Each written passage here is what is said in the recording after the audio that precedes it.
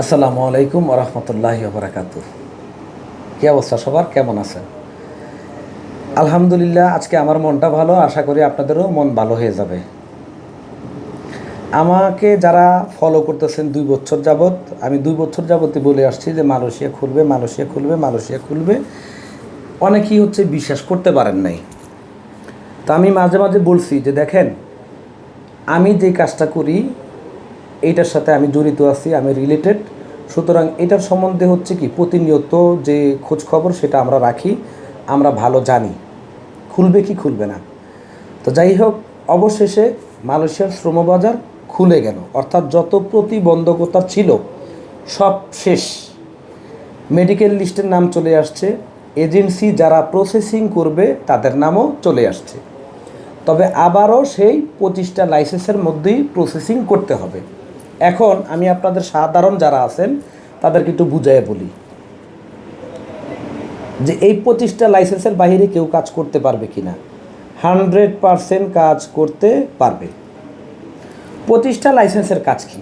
25টা লাইসেন্সের কাজ হচ্ছে ওনারা ম্যান পাওয়ার যেটা সেটা করবেন।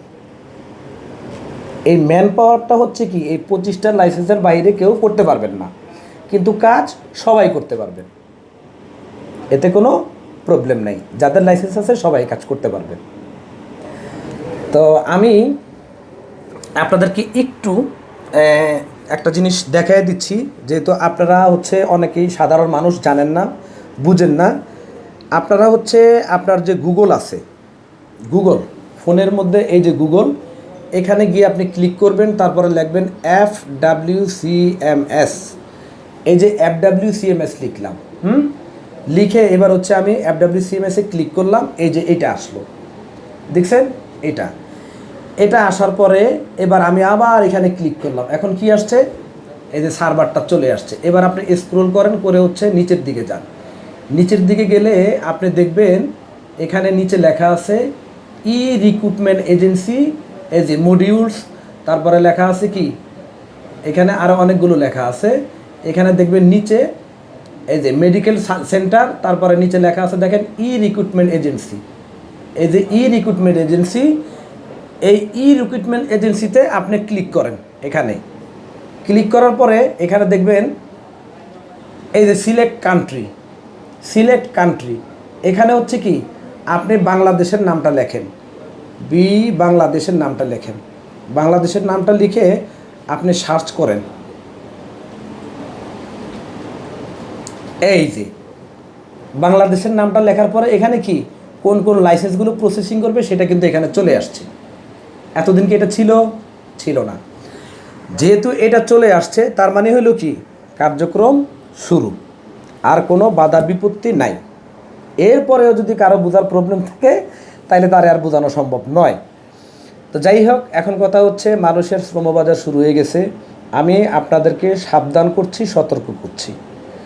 এই মালয়েশিয়ার শ্রমবাজার শুরু হয়ে গেছে, এখানে অনেক মানুষ প্রতারিত হয়ে যাওয়ার সম্ভাবনা আছে।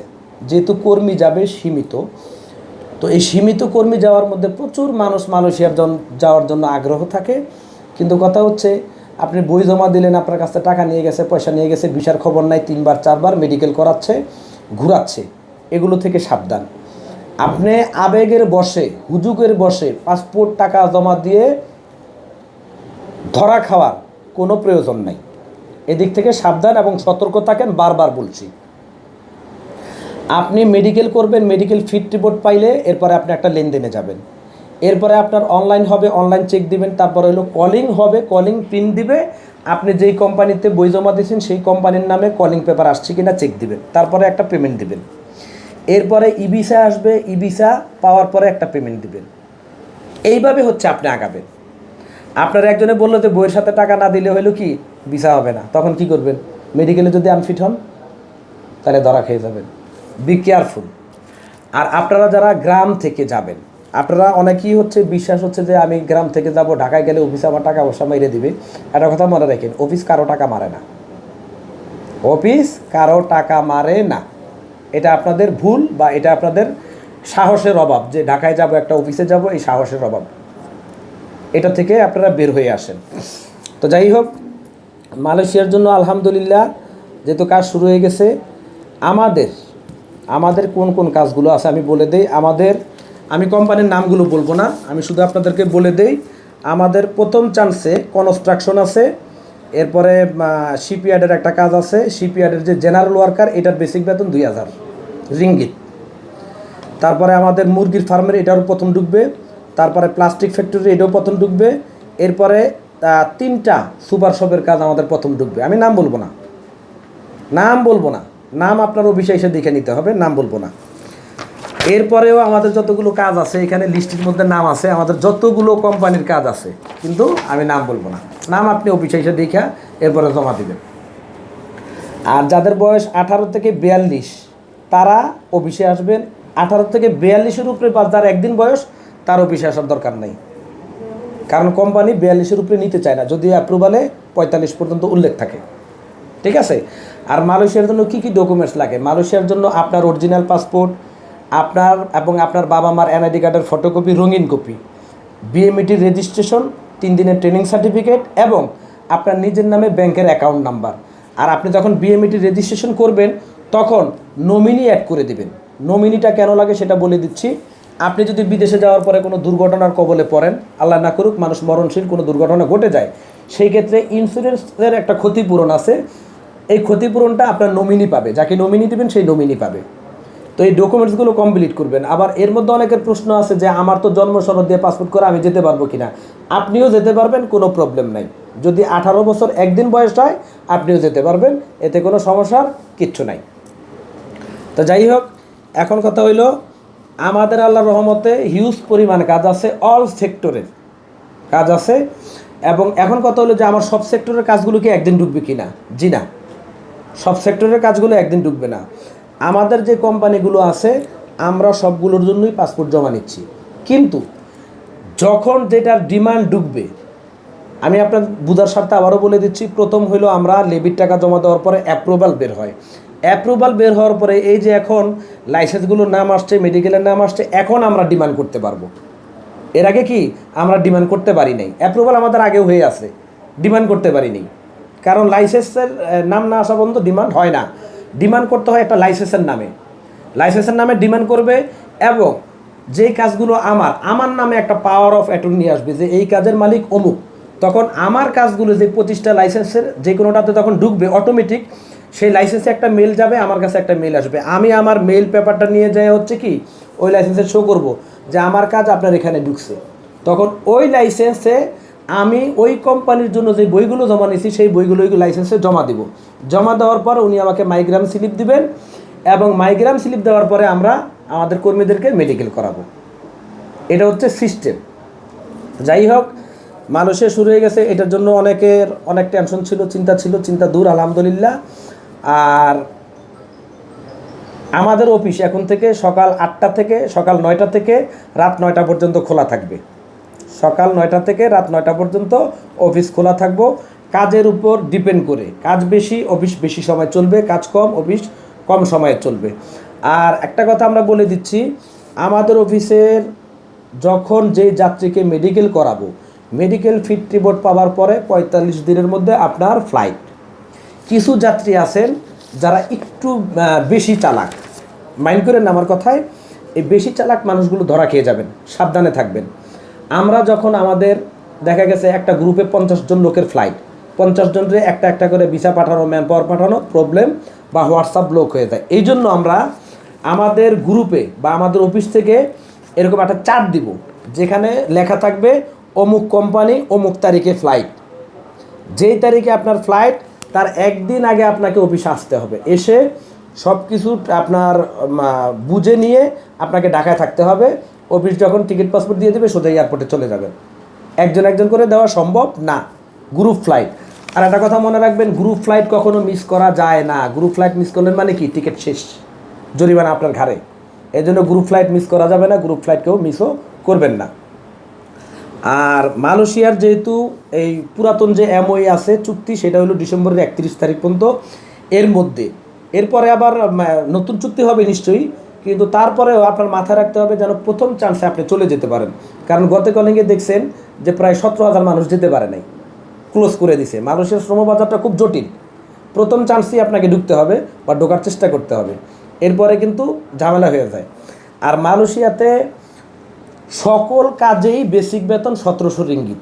কিছু কিছু কোম্পানি আছে, যেমন আমাদের এমএমএস শিপইয়ার্ড, এটার হলো এমআইজি ওয়েল্ডার যেটা, সেটার হলো ইন্টারভিউ হবে। ইন্টারভিউর মাধ্যমে ডেলিগেট হচ্ছে কি আপনার বেতন নির্ধারণ করবেন। আর এটার মধ্যে জেনারেল ওয়ার্কার যারা, তাদের বেতন হচ্ছে কি 2000 রিঙ্গিত। এরকম আমাদের আরও একটা কোম্পানি আছে যেটার বেসিক বেতন 2000 রিঙ্গিত। আমি একটু দেখে আপনাকে বলছি। আরেকটা হচ্ছে আপনার ড্রাইডক পাওয়ার প্ল্যান্ট, এটারও বেসিক বেতন 2000 রিঙ্গিত। তো অনেকেই বলেন যে 1700 রিঙ্গিতের উপরে বেতন নাই, আপনি জানেন না যেটা, সেটা নিয়ে তর্ক না করাটা বেটার। যেহেতু আমরা কাজ করছি, আমার কোনো কর্মী যদি 58 পয়সা কম পায়, সেটার দায়ভার আমি নিব। আমি সবসময় বলি যে সোহেল মাতব্বর দায়ভার নিয়েই কর্মী পাঠায়। আর চ্যালেঞ্জ করে বলে দিচ্ছি, আগেও বলছি, আজকে আবার বলে দিচ্ছি, আমার কর্মী মালয়েশিয়া যাওয়ার পরে রাস্তায় ঘুমাবে না, আমার কর্মী মালয়েশিয়া যাওয়ার পরে কর্মহীন থাকবে না। যদি থাকে তাহলে যাত্রীর গাড়ি ভাড়া সহ ইন টোটাল পয়সা আমি সোহেল মাতব্বর রিটার্ন করব। কারণ আমরা যে কোম্পানিগুলোতে কর্মী পাঠাবো, আমরা জানি সেই কোম্পানিগুলো কেমন। Top class, number 1 top class কোম্পানিগুলো আমাদের, আমরা কর্মী পাঠাবো ইনশাআল্লাহ। আল্লাহ যদি আশা পূরণ করে, এবং আমাদের কর্মী বন্ধু যারা আছেন, যারা আমাদের মাধ্যমে যাবেন ইনশাআল্লাহ। হ্যাঁ, তো যাই হোক, আজকে আর কথা বাড়াবো না। আমি আপনাদেরকে এটাই বলবো যে মেডিকেল যেহেতু শুরু হয়ে গেছে, আমি আপনাদেরকে দেখাই দিলাম কিভাবে আপনারা চেক করবেন। এটা চেক করে আপনারা জেনে নেবেন যে অ্যাকচুয়ালি শুরু হয়েছে কিনা। তো আপনারা চেক করবেন, এরপরে আপনাদের যার যে লাইসেন্সে জমা দিতে মনে চায় জমা দিবেন, কোনো প্রবলেম নাই। আমি বলছি না যে সবাই আমার কাছে চলে আসেন, কোনো দরকার নেই, কোনো প্রয়োজন নাই। আপনার যেখানে ভালো লাগে সেখানে যাবেন, ঠিক আছে? আর আমাদের অফিসে অতিরিক্ত বেতন, অতিরিক্ত ফ্যাসিলিটি এগুলো বলে কর্মী পাঠাই না, পাঠাইবো না, এবং অদূর ভবিষ্যতেও এগুলো বলবো না। মালয়েশিয়া আপনি যেই কাজেই যান না কেন, আপনার বেসিক বেতন সর্বক্ষেত্রে 1700 রিঙ্গিত, কিছু কিছু কোম্পানি ছাড়া। এরপরে হইল থাকা কোম্পানি, খাবার নিজের। অর্থাৎ মালয়েশিয়াতে বাংলাদেশ ছাড়া যত দেশের কর্মী দেয় সবার জন্য একই নিয়ম। থাকা কোম্পানি দিবে, খাবার আপনার নিজের টাকায় কিনে খেতে হবে। ভিসা বছর শেষে কোম্পানি লাগাই দিবে। এটা হচ্ছে রুলস, সবার জন্য একই নিয়ম। কেউ আপনারা বলবে যে এটা করে দিবে কোম্পানি, ওইটা করে কোম্পানি, 5 বেলা খাবার দিবে কোম্পানি, 3 বেলা খাবার দিবে কোম্পানি, এগুলো ফাও কথা। কিছু কোম্পানি হয়তো দিতে পারে, 1 বেলা খাবার দিতে পারে, 3 বেলা খাবার দেয় না কোম্পানি। এইভাবেই, এটাই নিয়ম। তো যাই হোক, আমার সাথে এতদিন যারা ছিলেন, এখনও পর্যন্ত আছেন, আপনাদের সবার শুভকামনা রইল আপনাদের জন্য। আপনারা আমার জন্য দোয়া করেন যেন আমরা সর্বোচ্চ সার্ভিস সেবা দিতে পারি, এবং কর্মী বন্ধু যারা আছেন তাদেরকে সর্বোচ্চ সাপোর্ট দিতে পারি। আর আল্লাহ রহমতে আমরা সর্বোচ্চ চেষ্টা করতেছি যেন আমাদের ফ্লাই যেন সবার আগে হয়। আমরা এইভাবে চেষ্টা করতেছি সর্বোচ্চ। আর আমাদের কাছে আগে যারা পাসপোর্ট জমা দিয়েছেন, আজকে প্রত্যেকের কাছে ফোন যাবে, প্রত্যেকের কাছেই আজকে থেকে অফিসে ফোন যাবে। আমাদের যখন যেই ডিমান্ড ঢুকবে, যদি কেউ ফ্যাক্টরিতে দিয়ে থাকেন, ফ্যাক্টরির ডিমান্ড ঢোকার সাথে সাথে আপনাকে ফোন দেওয়া হবে যে এটা ডিমান্ড ঢুকছে, আপনার বই কি এখানে ঢুকাবো কিনা। সুপার শপের ডিমান্ড ঢুকছে, আপনাকে ফোন দেওয়া হবে, সুপার শপ আপনি ওইটা দিয়ে দিয়েছিলেন, এটার ডিমান্ড আগে ঢুকছে, আপনার বই ঢুকাবো কিনা। আপনি ইয়েস বলছেন, বই ঢুকে যাবে। প্লান্টেশনের বই জমা দিয়েছেন, ডিমান্ড ঢুকছে, আপনাকে ফোন দেওয়া হবে যে এটার ডিমান্ড ঢুকছে, আপনি কি এখানে এটাতে যাবেন কিনা। যেহেতু অনেকগুলো কাজ, যেটার ডিমান্ড আগে ঢুকবে ওইটার জন্য কি কর্মীরে ফোন দেওয়া হবে, কর্মী সম্মতি দিবে, সাথে সাথে বই ঢুকে যাবে। তারপরেও হচ্ছে অনেকে আছেন যে চুজ করেন যে না আমি এটা ছাড়া যাবোই না, তাদের জন্য সেটাই, তাদের জন্য ওইটা ওয়েট করতে হবে, তাড়াহুড়া করা যাবে না। আপনি নিশ্চিত থাকবেন যে ওই কাজ আমার, ওইটাতে আপনি যেতে পারবেন নিশ্চিত। কিন্তু ওইটা ডিমান্ড যখন ঢুকে তখন, কারণ সবগুলোতে একসাথে ঢুকানো যাবে না, ঠিক আছে? তা আজকে এই পর্যন্তই। সবাই ভালো থাকেন, আমার জন্য দোয়া করেন, আমি আপনাদের জন্য দোয়া করি। দীর্ঘদিন পরে আপনাদের মনের আশা পূরণ হচ্ছে। আর আমি আরেকটা কথা বলে রাখি, আমাদের যে জর্ডানের যাত্রীরা আছেন, কিছু ভিসা পেয়ে গেছি, চলতি সপ্তাহের মধ্যে বাদবাকিগুলো পেয়ে যাব। কাতারেরগুলো খুব রিসেন্টলি পেয়ে যাব। রাশিয়ার জন্য যারা জমা দিয়েছেন, আগামী মাসের ফার্স্ট উইকে আমরা অ্যাম্বাসি ফেস করাবো। আর আর্মেনিয়ার জন্য যারা জমা দিয়েছেন, তাদেরগুলো আগামী মাসের 10 তারিখের মধ্যে হচ্ছে আমরা আশা করি অনলাইন পেয়ে যাব। মলদোভার জন্য যারা জমা দিয়েছেন, এগুলো একটু সময় লাগবে। আর মরিশাসের যারা ইন্টারভিউ করছিলেন, ওগুলো আমরা আগামী মাসের 10 তারিখের পরে যে কোনো সময় ওয়ার্ক পারমিট পেয়ে যাব। আমাদের জাকির সাহেব উনি অলরেডি মরিশাসে আছেন।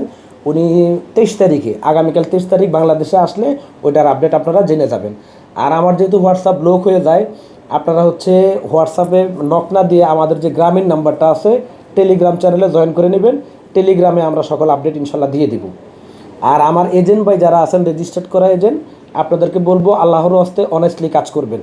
কোনো মানুষ যেন আপনার দ্বারা ক্ষতিগ্রস্ত না হয় এবং আপনাদের কারণে যেন আমার প্রতিষ্ঠানের বদনাম না হয়, এটা হচ্ছে আপনাদের কাছে আমার বিনীত অনুরোধ। এই অনুরোধটা রাখবেন সবাই, সকল এজেন্টরা। তো আজকে এই পর্যন্তই, ভালো থাকেন সবাই। আসসালামু আলাইকুম ওয়া রাহমাতুল্লাহি ওয়া বারাকাতুহু।